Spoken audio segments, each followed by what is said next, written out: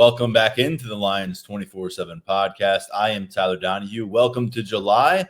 What a June it was. A complete changes across the recruiting world for Penn State. A lot of those targets that we discussed were brought in, but several of them, of course, as we've also discussed, ended up finding other future homes at the college level. So we reached July with a lot learned about this 2026 Penn State recruiting class, but still more to figure out. 23 total commitments. There were 4 commitment additions between Wednesday and Saturday, 4 commitments in a 4-day span. You heard about 2 of them from myself and Tyler Calvaruso on the last episode of this podcast, which dropped last Friday.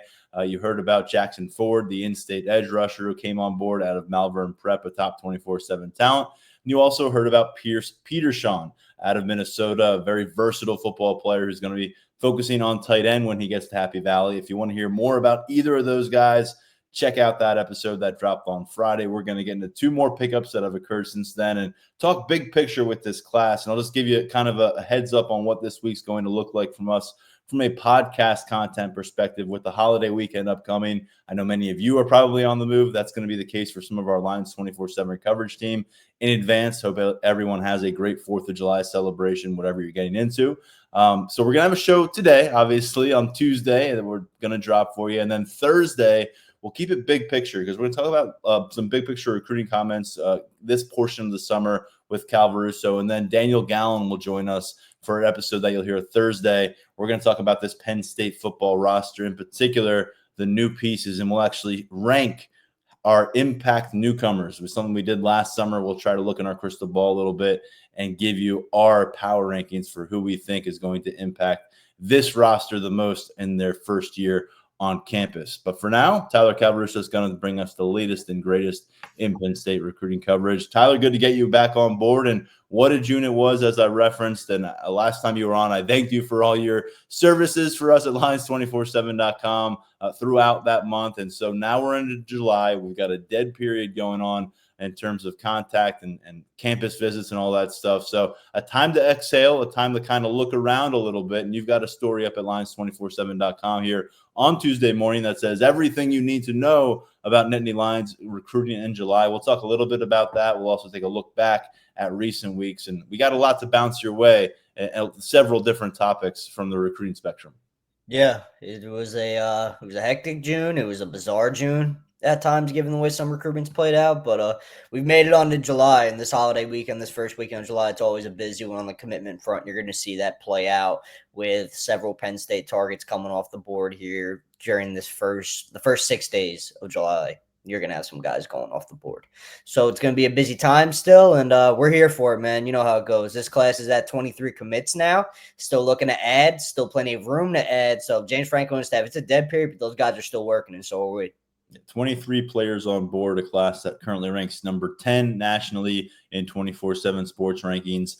We've got about 5 months until these guys put pen to paper with signing day, and then many of them will make their move here to Happy Valley in a matter of weeks. And I know many of them hope to be on the practice field with Penn State players as they go through their preparations for playoff matchups as they were last year. So things will move fast for this class, and things have moved fast in terms of class construction.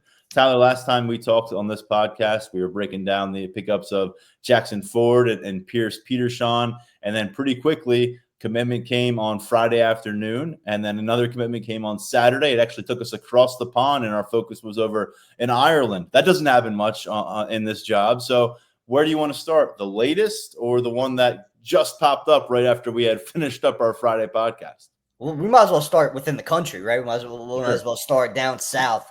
Jack Fuchs, offensive tackle from Tennessee. I texted you, maybe like a half hour after we got done wrapping up that this was probably happening. So not the best timing on our end. But that being said, we've got plenty to discuss here now because of it.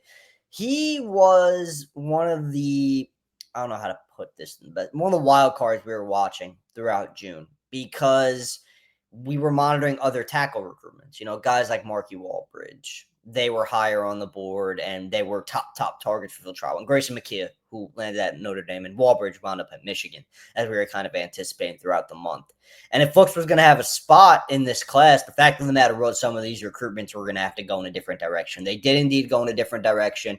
Penn State hosted Fuchs for a really good official visit during the June 20th through 22nd weekend. That's what was able to help the Nittany Lions get this one done. And once he had that spot and once he got the green light from the staff, he was ready to hop on board. Beat out Kentucky, beat out Indiana. I think if this hadn't gone Penn State's way, it could have very well gone Kentucky's way. But Fuchs is on board as part of this class. And I know we've seen some dialogue on the board, and I kind of outlined it.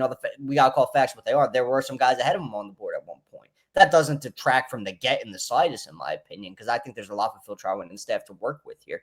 We're talking about a really hulking presence at tackle, 6'8", pushing 300 pounds. There's a lot to work with there. There's a kid who moves pretty well at that size as well. And also, his dad, Scott, longtime NFL coach, longtime college coach as well. He's an assistant O-line coach with the Tennessee Titans right now. And look, that pedigree kind of speaks for itself, right? We always talk about athletic backgrounds and overall athletic profile and prospect profile, but pedigree matters too. And Fuchs has that with his father being a long-time NFL coach. He's very technically sound. You see that on film. He physically overpowers a lot of kids on tape, and he doesn't play against small level competition in Tennessee either. He's not in one of those small classifications in Tennessee. So he's playing against some solid D linemen on a weekly basis. Again, was he a top of the board target from the jump? No, but we've reached this point where he's in the class, and you can view it as another solid tackle addition here for Phil Trotwood and company. Before we get into the prospect, I know the pronunciation was a topic of discussion on Friday when he announced his last name, Jack. His last name is spelled Fuchs. So a broadcaster's nightmare potentially there. Yeah. Tyler did some double checking for us, and it rhymes with books. So if you've kind of picked that up from how he's saying Jack Fuchs. So we'll work with that the best we can. And if we screw up, I'm sure people will point it out to us and laugh with us. And that'll be kind of his college career and his NFL career beyond that with that last name. But Fuchs as a player, of course, making a long distance trip from Tennessee. Can you talk us through what the appeal was on both ends? He's not a guy from around the corner, within the neighborhood here, within the recruiting footprint, as James Franklin likes to talk about it. Beach High School down in Hendersonville, Tennessee, one of the top linemen out of that state. He's the number 39 offensive tackle in our national rankings. So when you look at it from Penn State's angle and from the new commits angle, why was this a match for him to relocate up to central Pennsylvania? Well, first things first, there's a family relationship between Fuchs and Penn State offensive coordinator Andy Kotelnicki, so there's some familiarity there, and I think an added level of comfort, I'd say as well. And we often talk about traits with offensive line recruiting: size, mobility, agility, athleticism. Fuchs has that kind of stuff, and he was already pretty firmly on the Power 4 radar before Penn State came calling. He was pretty solidified as a Power 4 prospect. Now, he looked like one that was going to either wind up in the Midwest or stay more down south at a place like Kentucky, but Penn State came calling with an offer, got him during the winter, got him to campus for a spring practice visit in April. That was really pivotal because they locked in the official visit date. Really, both sides meshed really well. I think folks impressed the Penn State staff during his visit because it was their first time getting eyes on him, getting him to campus. You never know how those visits are going to play out with any kid. That one went really, really well. So I think that helped move him up the board and really kept him under consideration from that point on. And once the official visit rolled around, it was more the same. Staff was impressed. Folks was impressed with everything Penn State brought to the table. I got the chance to trade messages with him briefly after his commitment. He's just really bought in on the culture of the program and the overall developmental ability of the program. Those are the two biggest selling points from his perspective. With the class that he joined, it's not a huge offensive line class to this point, but it is a growing one, and we'll get to why it may continue to grow this week a little bit later in the show. But Roseby Lubintis out of New Jersey has been on the board since mid to late spring. We've gotten a couple looks at him in camp action. We've raved about Kevin Brown for a long time to anyone who listens to this podcast. He has been on board with this class for about a year. And then Benjamin Azuka from up in the Detroit, Michigan area joined this class, interior type presence. How do we look at how Fuchs works and meshes with the rest of that group? And positionally, is he starting the perimeter when he gets to Penn State? I know with guys this size, Phil tends to like to get a look at them at tackle first and then work off of that. Yeah, he'll be on the outside as a tackle, really, from the start. And I think that's where he winds up sticking at the end of the day. I think that's where he's best suited. I think his footwork and just overall where he's at in his development right now lend to him being a tackle long term. So that would make him really the third true tackle in this class, along with Kevin Brown and Roseby Lubintis. It's coming in all kinds of different shapes and sizes here right now. We've seen Kevin Brown on the camp circuit out here kind of looking like an Adonis since he was a sophomore in high school. So there's that. Roseby Lubintis is just a really big, hulking kid who I'm interested to see what's going to happen with him when he gets in the weight room with Chuck Losey, shed some of that baby fat and really turns that into muscle, because there's no doubt that there's a lot to work with there from a frame perspective.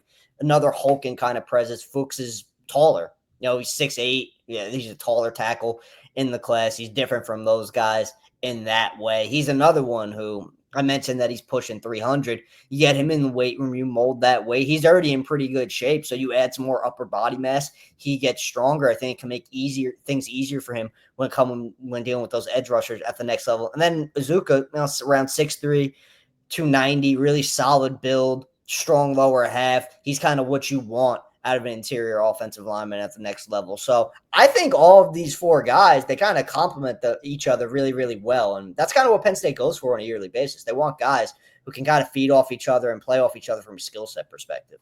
We'll talk more about offensive line targets. We're going to get into 5 key remaining targets entering the month of July with Tyler a little bit later here. But let's talk about that Saturday commitment, an international one for Penn State. You go all the way over to Northern Ireland, and where you find Newry, which is a town that is the home of Adam McCann Gibbs. And this is a name that we won't follow you if it wasn't on your radar before Saturday or before right now. He doesn't have a picture at 24/7 Sports quite yet. He's barely got a profile, but he does have a commitment in place with Penn State. A guy that's pretty highly regarded by the Coles kicking professional camps, number 22 kicker in this cycle. He's also a rated punter as well. Guy that has shown a lot of power when you look at some of the film that's been available for him, putting it through the uprights from 60 plus, not working against an 11-man special teams unit, but showing off some of that distance for him. And Tyler, from what you've gathered so far, what are we needing to know about McCann Gibbs and the draw for Penn State to not just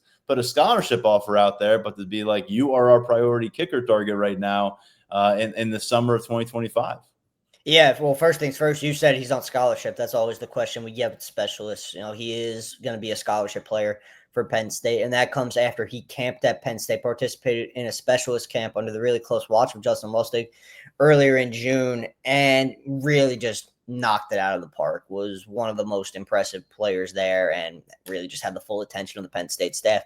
He can kick. He can punt, so he gives you a little bit of everything that you get out of a specialist. And he's got an interesting background. Started out as a soccer player, as most do, in Ireland. Decided to take up football, start kicking, making the tours in the United States, and he's made a name for himself. And Penn State really centered on him following that camp performance. And you got to remember, Haran Zarika was the top kicker target for Penn State. He wound up at Georgia, in-state guy, Pittsburgh kid. That was a surprising result. Wound up at Georgia. Penn State pitted after that, and they had McCann Gibbs in the back pocket for a long time because they really, really liked what they saw out of him coming out of his camp performance. And once they felt comfortable enough to offer, he was very comfortable committing. And he's going to be coming across the pond, going to call Penn State home. Yeah, another guy I got the chance to trade messages with briefly after his commitment. And really for him, it was just Penn State will feel like a place he could be at home and just comfortable with everything going on. So that's number 23 for Penn State in this class. It's a unique number 23, but I think it's a solid one. Got to go back to Sanders Sahaydak, I believe, the last time Penn State brought in a high school kicker on scholarship. We've seen them look toward the transfer portal a little bit here and there. Their current projected starter, Ryan Barker, who took over the job last October when Sahaydak was benched, he joined the program as a preferred walk-on. We've seen those kind of guys make an impact. My mind, though, is kind of drawn to this potential versatile piece that he could be in the specialist room, if we're going to look at it that way. If he's coming over from Ireland and competing at punter and kicker, that certainly adds some value to that roster spot to allocating a scholarship to a specialist in that room. Is that something that you'd anticipate he'd get a shot to work at both? Because Penn State's down to a final year of eligibility for their starting punter and Riley Thompson. Ryan Barker is a redshirt sophomore as a place kicker. You brought in Matthew Parker as a current walk-on freshman with the program. He was on campus for spring ball. But do you see this maybe as a way for coordinator Justin Lustig and the staff to address the future of two positions with one scholarship? It could, but he's coming in as a kicker. We'll Okay. see where the chips fall. At the end of the day, he could very easily become a punter at the next level because, again, he's shown that ability. But he's coming in as a kicker, and like I mentioned, the versatility. It's definitely part of his skill set and part of his game, and part of why Penn State was so attracted to him. So if it were to play out that way, I mean, it wouldn't come across as a surprise to me at the end of the day. But right now, we know he's coming in as a kicker. Yeah, Jordan Stouts don't grow on trees. What we saw him do here for that particular year when he was an All-American notoriety and a guy that had a chance to get drafted pretty high for that position by the Baltimore Ravens. So 23 guys on board. Again, 4 of them coming on in a 4-day span between last Wednesday and Thursday. Along that way, you also say goodbye to quarterback Peyton Falzone. He flipped over to Auburn. If you missed our commentary, we spent quite a bit of time on the last episode of this podcast breaking down Falzone's departure from the class, what it means for the future of that position right now in the 2026 cycle, and ultimately just some final thoughts on Falzone as a QB recruit. That's all in the last episode for you. But I thought it was time for us to, again, catch our breath a little bit coming out of June. I know there's some movement ahead in the days coming, but Tyler, to take a bigger picture, broader look at the class as currently constructed, 23 guys on board. It could end up close to 30 in this cycle, as we've gone over a few times. But as things stand, we've got a few topics to get into, and we want to start with the biggest recruiting win, in your opinion, thus far. Which of these 23 commitments that Penn State carries was the biggest, most notable one in your mind as we get into July? There are a couple different ways you could go with this. Kevin Brown was one of the top overall targets in the class from the start, and Penn State beat out Notre Dame, Bama, pretty much anyone that you could think of in college football as an elite program. Penn State beat out to get Kevin Brown. So you could go there.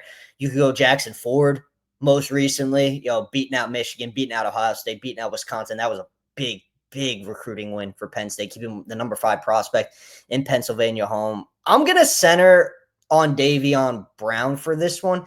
Here's why. I think despite the fact that Penn State, prior to Brown's commitment, had a really solid wide receiver duo in its 26 class in Jasir Rogers, who we'll talk about more in this segment, and LeVar Keys, Avdamatha, and Maryland, Brown was a guy Marcus Higgins had circled for a really, really long time as his top target in the 26 cycle. And there was I don't want to say extended period of time, but there were a few months where it looked like Penn State was maybe 4th on the list here. And they had to fight from behind to get this one done. So I think for me, I'm just going to go with this one because, again, big position of need. We talk about wide receiver early and often on the recruiting trail. The need to bring in receivers of Brown's caliber. That's what Penn State went out and did here. It wasn't necessarily the most loaded competition to beat out. Georgia was very much in the mix, and Penn State was going to have to fight off the dogs because they were going to get an official visit. So that's always very, very notable on the trail. Beyond that, it was like Duke, Syracuse, Virginia Tech. Brown wasn't necessarily sold from going that far away from home, so that's why that official visit slate seemed to be what it was. Georgia was kind of the outlier in that regard as an SEC program, but it was big to keep Brown within the footprint. He's right in your footprint, so you wanted to go out and land him. Really talented kid. He's number 145 nationally for us at 24/7. So out of all the directions I could take this, I'm going to settle on Brown with those factors in mind.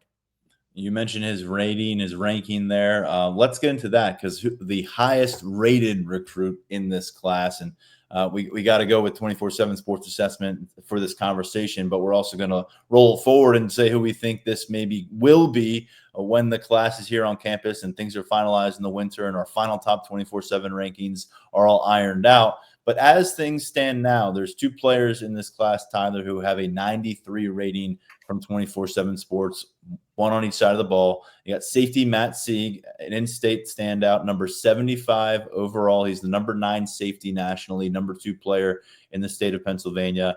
And then Kevin Brown, who we've spent a bunch of times raving about during our recent visits, or during our recent looks at him during his visits to campus for some of these big man challenge events under the direction of Phil Troutwine. He is the number 8 offensive tackle and the number 93 overall prospect in national rankings right now, number 3 in the state of Pennsylvania. So that's where things are right now, Tyler. When you kind of close your eyes and forecast what it might look like come December and January, and when our scouting department gets their looks at some of these players at All-American events, and they've all got senior film all under their belts for evaluation, and ultimately they've put pen to paper, who do you think is going to be the player at the top of this list? I think it's going to be Kevin Brown, and that's really no slight on Matt C., who's been solidified as a top 100 kid for a while now. I think going back to the fall, he's been a top 100. I think it's going to be Kevin Brown. Me and you, we've waxed poetic about him plenty, so I'm not going to rehash every single bullet point that we've had throughout the summer. But, I mean, just look at what he's done at Rivals Camp. He was out there on a national level.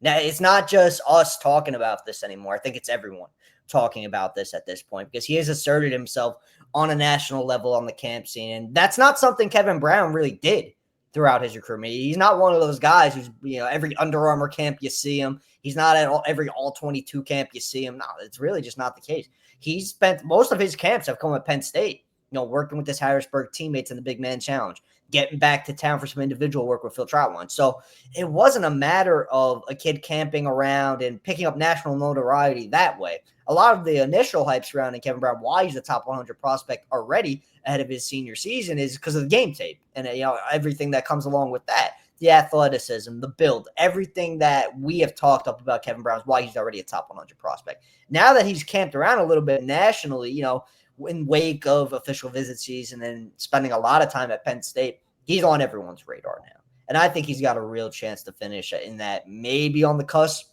of 5-star status, maybe like kind of the same area where Cooper Cousins finished a couple of years ago, that top 50 gray area around like 40. So just hovering on the cusp of 5-star. And look, if he finished as a 5-star, as we saw Malachi Goodman do last cycle, would it surprise you? Because it wouldn't surprise me. You know where I stand on Kevin Brown, and I know he's coming off of a season that he lost much of that game action because of an injury. When he got back on the field for the playoffs last November, he was still dealing with that a little bit. He had a plate in his foot or a plate in his shoe. So now, I mean, we know what it looks like when he's healthy, right? And he's probably 20 pounds heavier than last time I had a chance to see him.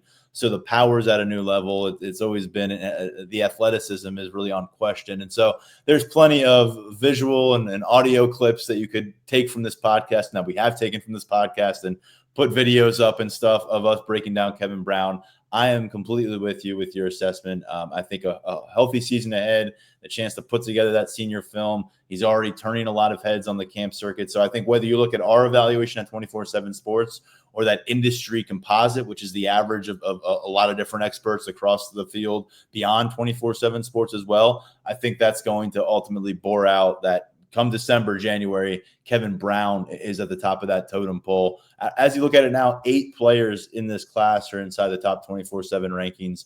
Matt Sieg, safety, Kevin Brown, an offensive lineman, Davion Brown, who Tyler just addressed, at wide receiver, Jackson Ford, the edge rusher who came on board last week, Troy Hune, who's now a solo act at quarterback out of Southern California, Messiah Minkins, running back and a teammate of Kevin Brown's at Harrisburg High School, Terry Wiggins, another in-state standout, linebacker out of Coatesville, and then another linebacker, and Elijah Littlejohn out of North Carolina, who also committed in June. So those are the 8 guys currently inside top 24/7 Sports rankings. Looking beyond the rankings, we know it doesn't matter 3-star, 4-star, 5-star. You better come to work on campus if you want to play as a freshman. Every single year we hear about guys who are pushing to play as year one members of the roster who were not necessarily the most heralded members of the recruiting class. They're a little bit further down that list when you look at the rankings and ratings. So you can work from a few different angles here. Who do you think has the most instant impact potential from this class? There are a few guys on my mind for this one. I think for the main one for me is Terry Wiggins. It's a topic we've touched on. I believe we've discussed it a little bit here. That just think chess piece. Jim Knowles loves to utilize guys with versatility in every way he can and put them in positions to succeed in his defense. We've kind of talked ad nauseum about what Terry Wiggins could do. He could play on the edge. He could play that linebacker. He could drop into coverage with his just overall athletic zone cover ability. He could do so many things for you as a linebacker. That's why Penn State is so excited about him. And if he comes in and does what he has to do physically, I think he could be a guy who factors into the conversation in year one. I don't think that's out of the realm of possibility. I don't think it's out of the realm of possibility. Guys like Darryl Carey at safety pushes for playing time early because he's kind of more physically advanced at where he's at in his development. He plays against solid competition at the method, so he's battle tested. I've seen with my own eyes. He has that high safety presence that Anthony Poindexter really covets. And I think that he could be a guy earlier in his career. Is that year one when it's all said and done? Maybe. We'll see. I think a guy like, Jasir Rogers, just given the ability to break through on the wide receiver depth chart, knowing that playing time is really up for grabs on a yearly basis. Because, again, Penn State wants to get as talented and dynamic as it can at the position. Jasir Rogers, a guy we banged on the desk for him to be a 4-star level kind of prospect throughout. He's only getting better. He's another one. If he gets to Penn State, does what he has to do physically in terms of development, gets in the playbook, and really fine-tunes himself as a receiver beyond where he's at right now, which is already in a pretty solid spot, I think we would be talking about him as an early contributor in the pass game. And I feel like at some point we're probably going to be talking more about one of these corners because we know Terry Smith's willingness to burn through red shirts if he loves a guy. Knows his willingness to play a young corner if he earns the opportunity on the practice field. I think if I had to pinpoint one corner from that group right now, honestly, based on what I've seen recently, it might be Omori Polydor. Just given his length, overall ball skills, and cover ability, he's another one. If he does what he has to do at St. Francis, not even before he gets to Penn State, if he does what he has to do at St. Francis, going up against a higher level of competition on a weekly basis, if he shines and puts together a really good senior season tape, there's no reason why he can't parlay that momentum into early success at Penn State. I'm pretty high on him, and he wasn't one that I might have brought up in this conversation before I got eyes on him in a camp setting. But seeing that length, seeing the cover ability, seeing the fluidity, the way he moves in coverage, I think Maury Polydor is a candidate for it as well. You mentioned a few names there. I appreciate that. I want to circle back to the first one you gave us, and that's Terry Wiggins, because Brian Doan was on this podcast, I don't know, a few weeks ago, and we were talking about some of the spring additions to this class. And it was pretty clear that among all the guys that Penn State had added between April and March and into May, Doan was most excited about this one for the Nittany Lions. And he felt like if you took Terry Wiggins away from Coatesville area high school here in Pennsylvania, maybe plopped him in the DMV, maybe threw him down to a school in Florida, he'd have all sorts of sharks swimming around him, and he would be a really, really, really tough prospect for Penn State to pull. But as things stood out, they ended up being a team that was going to be difficult to beat in the recruitment. And so now that Wiggins is a matter of months away from joining the mix here, and you said a chess piece for Jim Knowles, what are those traits that stood out to you to make you look in his direction out of 23 capable young men in this class about the guy who could be a factor in 2026? It starts with the athleticism. He's a kid who can make plays from sideline to sideline, and he uses that athleticism in a multitude of ways. He has a lot of experience at Coatesville playing in different spots. He's played as a 3-4 outside backer. He also has offense background as a tight end. So, again, speaks to the athleticism. He's around 6'3", 210 right now, so he's in a solid spot size-wise. He's versatile enough where you could really – he could play on the line of scrimmage. He could play off the ball inside the box. I mean, there are times where Terry Wiggins has been asked to kind of go out wide, cover some slot receivers, and he's been able to do it. So you take a guy like that, you combine that with a defensive mind like Jim Knowles, and again, chess piece, the way that he wants to use these guys, he'll plug and play them wherever he sees fit, right? He's going to plug and play these guys wherever he could take the most advantage of their skill set, whether that be athletically or just one little thing that they're good at. Terry Wiggins is showing early in his career, well, not early in his career, late in his prep career, heading into the early stage of his collegiate career, that he's already pretty good at a lot of the little things, and he's good at a lot of different little things. So I think for me, that's where I'm at with him and why I circled him as my first guy. This topic kind of forced you to put the spotlight on 2026. Let's look longer term here, Tyler. When you look at this 2026 class as currently assembled, and you think long-term ceiling, what a guy might look like when he's 20, 21, 22, around that time when the NFL draft scouts are really going to be taking a closer look at them. Who is the player that you think has that highest potential for growth? And it could be a similar answer. You may see the highest ceiling and the instant impact guys one and the same, but for our sake of the conversation, maybe you got a different name for us. Yeah, honestly, it's Kevin Brown, if we're being honest. But I'm not going to do Kevin Brown for this one because, again, we're kind of just rehashing the conversation. That's not what our listeners are here for. They don't want to hear us. This is not the Kevin Brown show. As much as me and you would probably like it to be, it's not the Kevin Brown show. So I'm going to go in a different direction. One guy who's really impressed me throughout camp season is Isaac Chukwuora out of Delaware on the defensive line. I think each time that he's camped at Penn State, one, he hasn't just been probably the best defensive lineman there.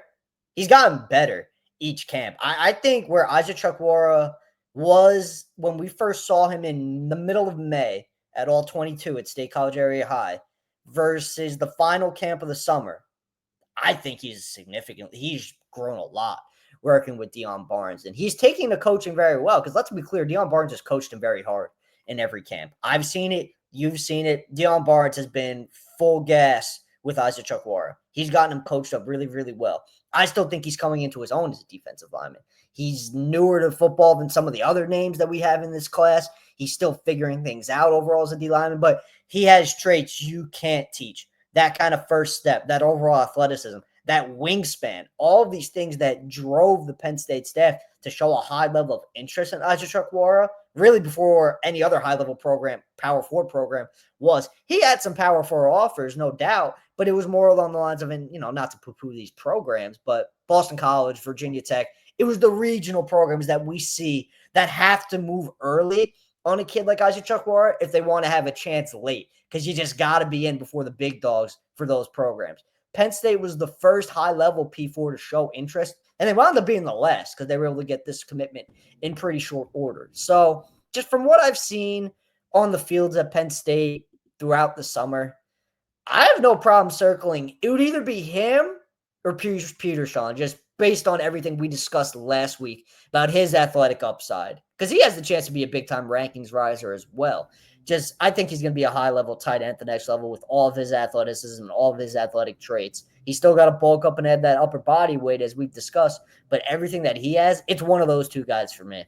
Yeah, I think Peterson, he may be the answer to an upcoming question I've got for you. Maybe you can get to that when we get to that. But, I think Chukwuora, you did a great job breaking that down. Excellent pick here. And this is a tough position, especially making the transition from edge to defensive tackle full-time. It's tough to break through as a year-one player. We're going to see Randy Adarico try to do that this year as a freshman. It's been a while since P.J. Mustipher did that as a blue-chip freshman here for Penn State. But I think you're right. You talk about what he could be 2-3 years down the line and what he could be as a rotational or starting presence. I'm with you, and I think he came, one of the most consistently impressive performers regardless of position when we just look at the entire group of prospects that we had a chance to watch in May and throughout the month of June here on campus, and you went on the road for some other camps.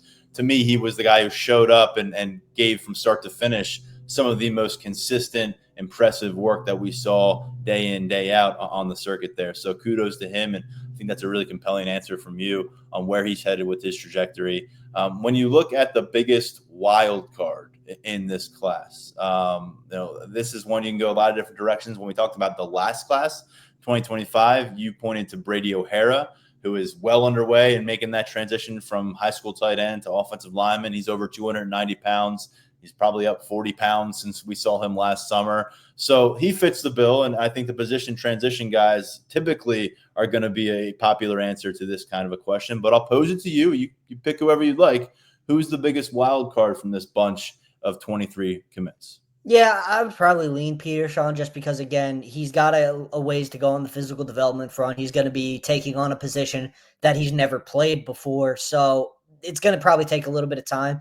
We've touched on it. He's going to have that time at Penn State. And I think when it's all said and done, he's going to come into his own and be a productive tight end for Penn State. But it's probably him just, again, because you're kind of diving into the unknown. You're asking him to do stuff that he hasn't done before. And the fact of the matter is you don't know how every single kid is going to take to that at the next level. One other one that I wanted to mention, though, and for me, it's more a matter of not whether he will be successful at Penn State, because I think he will be. I really like him as a prospect. It's where he'll be successful at Penn State is Matthew Lama out of Virginia.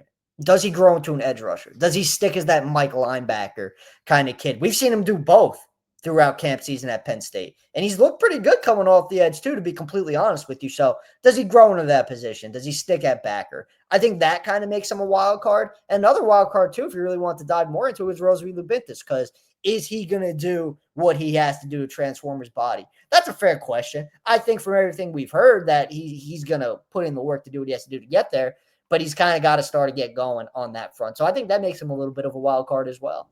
I like all those picks. Lubintis is a great one. We talked so much about these build them up type recruits that Phil Troutwine has gathered, and none more obvious than Egan Boyer, who at 6'8" showed up last year at 240 pounds. Now he's pushing toward 300 pounds. Yeah, this is a guy, Lubintis, who was 350 when we saw him in June. That's not where they're going to want him, but then you start to see a couple afternoons spent with the coaching staff, and you're like, yeah, there's quite a big ball of clay there. You start to see what they see.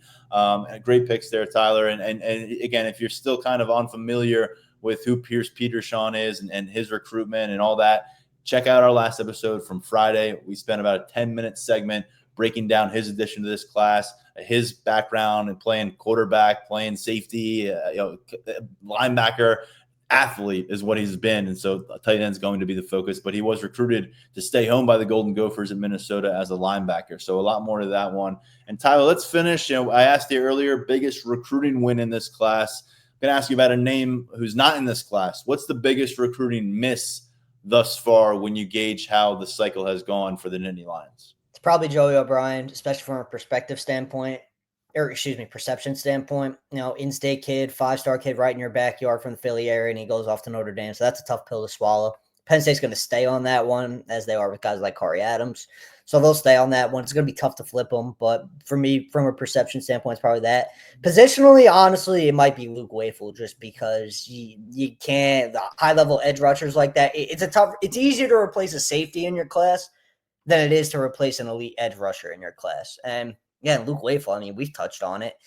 He got his brother on the team. He's a Jersey kid, recruited him hard for a long time, had that top spot in his recruitment for a long time. But once USC came in with that kind of godlike NIL offer, it was kind of a done deal for the programs like Penn State, Ohio State. So for me, I think it's him.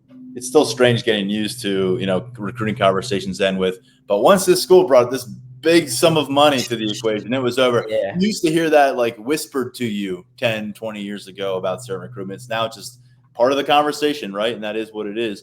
Tyler, good content there, working our way through who's already on board. I wanted to finish out this with you, and we expect this to be your only appearance on the podcast this week with the holiday coming up, and wanted to talk about 5 remaining targets that you would view as the most important for Penn State's 2026 class and what they want to do with it between now and signing day. I know that's going to lead us into a couple upcoming commitment announcements as well, that we could see Penn State's class grow in a significant way between now and the weekend. So Tyler, not asking you to order those 5 names, start wherever you'd like, but who are those remaining priorities based on everything you know? We might as well start with 2 guys who are going to announce on July 5th, and Marlon Bright, who we've talked about a lot, top tackle target for Phil Troutman out of North Jersey, DePaul Catholic, a place Penn State has fared really well. They got Mike Troutman already on board as part of the Nittany Lions roster, and I like Penn State to get that one done on July 5th. He's a very important target for the Nittany Lions. Same deal with Tyson Harley, edge rusher out of Gonzaga down in Washington, D.C. Penn State's in a really good spot there ahead of July 5th. Ahead of his July 5th announcement. I think the Nittany Lions are going to beat out Maryland, Michigan State, Rutgers, Virginia Tech to get that one done. So that's 2. So your expectation is, again, I don't think we'll talk to you before, is come July 6th, this is going to be at least a 25-man recruiting class. Yeah, I think they'll be at 25. I'm pretty confident saying that they'll be at 25 at that point. See, the conversation gets a little bit more nuanced beyond those 2, because you've got guys like Travis Johnson, top 24/7 wideout out of Virginia. He's a very important target for Penn State, and he's that top wide receiver name on the board right now, but odds are he's going to go to Michigan, so I'll focus on some other guys for where we're at right now. Brian Bonner at running back is an interesting one to me because he's an immensely talented kid. He could land at Penn State, could land at UCLA, could land at Nebraska. I don't think either of those 3 outcomes would surprise me. That being said, where does running back fall on the priority list in terms of adding a position, because you already got Messiah Mickens committed as a really good back. Penn State would like to make it a 2-back class if possible, but again, I think stacking numbers and adding numbers at other positions is a little bit more important right now. So we'll see where things go with Bonner, but he's on my list for the sake of this conversation. So that's 3. The 4th guy I want to get into, Teron Richardson out of Virginia. I think he's a much more prominent name that we need to discuss now, with Keyshawn Stansel going off to Clemson, with DeMar Simeon going to Ohio State, with Cam Brickle also going to Ohio State, even though he was a little bit further down on Penn State's board in the start. We got to mention that. Pennsylvania native. He's playing down at IMG Academy, going off to Ohio State right along with DeMar Simeon. So Teron Richardson, Garrett Witherington too. He wound up committing to Kentucky as I was originally anticipating. So Richardson becomes all the more important for Penn State right now on the interior. He's a rising kid in the 26 class, borderline 4-star, high 3-star. He's on the cusp of that 4-star range. Penn State's garnering serious consideration. Virginia Tech, Oklahoma, Syracuse. Richardson has mentioned that he's targeting potentially an August decision. I'm interested to see if he sticks to that. I think Penn State's in a pretty good spot coming off the official visit. I got to do some more digging into this recruitment to see which other program might be Penn State's stiffest competition. But a lot of the feedback post-OV with Richardson, he was on campus during that June 13th through the 15th weekend, it's been pretty positive. And I feel like we'd be remiss not to discuss Emmanuel Iheanacho in this conversation, just because, again, the level of prospect, Penn State did a really good job with him during the official visit. I've had a tough time coming around on Oregon not being the spot there. I'm still in the same situation there from my perspective. Oregon's going to be really tough to beat. I think they're going to be put a really strong NIL money deal on the table there. And that's probably not just going to make it tough for other schools to win this recruitment outright, but tougher to flip him down the road as well. So those are the guys. That's 5, right? I didn't forget how to count there for a second. Here, I'll throw in a 6 because I feel like Iheanacho was really brief. Carter Gooden, top 100 edge rusher from Tabor Academy in Massachusetts. We've talked a bunch about the potential position projection at the next level. Is he actually going to be an edge? He's going to have every chance to be an edge if he were to pick Penn State. But that's another recruitment kind of like Bonner, where if he was to land at a place like Boston College, it wouldn't surprise me. If he was to land at UCLA, it wouldn't surprise me. Honestly, Virginia wouldn't even surprise me, which is we don't really often hear that tossed around recruiting conversations involving Penn State these days. But it's an interesting recruitment. There are a lot of different kind of suitors involved, and I think honestly those programs might have Gooden higher on their board than Penn State has them on theirs. So we'll see where that one goes. Asked for 5 names. I think we got 7 or 8 there, so we'll take them, and we appreciate that. Overachieving. Yeah, Tyler will have perspective on each of those guys and other targets. And let's remind you all, 5 months still between now and signing day. There will be guys who put up exceptional film through the first few games of their senior season. All of a sudden, Penn State's going to take a longer look. I'm reminded of Cam Wallace, current redshirt sophomore running back on the roster, who was one of those later risers, a guy that they really kind of fell in love with during his senior season, ended up adding him to that class at running back. But Tyler, I want to put out one hypothetical here. And I know there's people in the network like Brian Doan who absolutely hate hypotheticals. I'm going to try to force feed you one right now. We're talking about Penn State's recruiting structure and layout here on July 1st. Imagine, if you would, October 1st, Penn State's 4-0 and fresh off of a whiteout victory over the Oregon Ducks, where I would imagine they will have hosted many recruits on campus. Perhaps even some flip targets will make that trip to Happy Valley. In your mind, what could a boost of a big season, and if they do get to October unbeaten and do have that win over Oregon under their belt, it is going to be all systems go for people talking about national championship expectations here. What kind of a boost could they get, knowing that the NIL is always a conversation in the recruiting? But what could wins and that level of attention and spotlight on this squad leading up to a November 1st matchup against Ohio State probably do for recruiting and the ceiling of this 26 class? It'll only help. I mean, again, it probably raises the ceiling of the class a little bit, because I think you'll be able to circle back on some kids who are committed elsewhere right now. I'm not even talking about the Joey O'Brien, Kari Adams types either. I'm talking about some other guys we've discussed in the past. You can maybe circle back on them. I mean, one name I'll throw out there, maybe YD Collier, who's currently committed to Rutgers. He's a Philly kid, edge rusher that Penn State liked a lot, and it looked like Penn State was in a good spot to get that one done until Rutgers came in late. Maybe that's the kind of guy they circle back on late. Maybe if Dorian Barney, 4-star corner out of Georgia, winds up committing to Michigan on July 5th, maybe that's another guy they circle back on late.